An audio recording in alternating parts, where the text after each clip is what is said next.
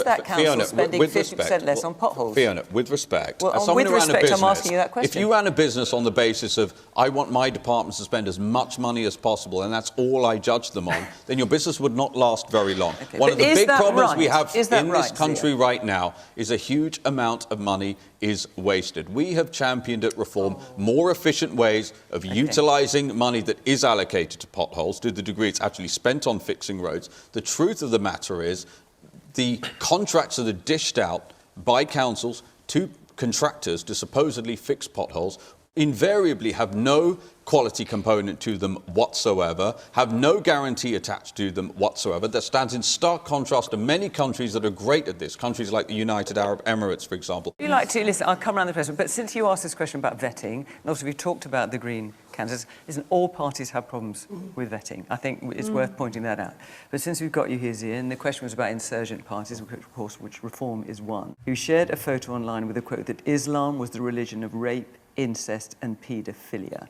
Her name is Caroline Panetta. Is she still standing? She won't be standing, but I want to make this point too. She's been suspended then? She will not be standing. And I want to make this point because I was chairman of the party. It's a start-up party, right? And I set up the vetting process. I'm very proud of that. We have vetted north of 9,000 candidates. We're standing 5,500 plus candidates in the space of 2 years, unprecedented in British political history. If I sat here and told you that our vetting process was perfect, you'd know that that could not be possible. I'm going to be very honest with you. It's obviously not perfect, but it is north of 99.9% accurate.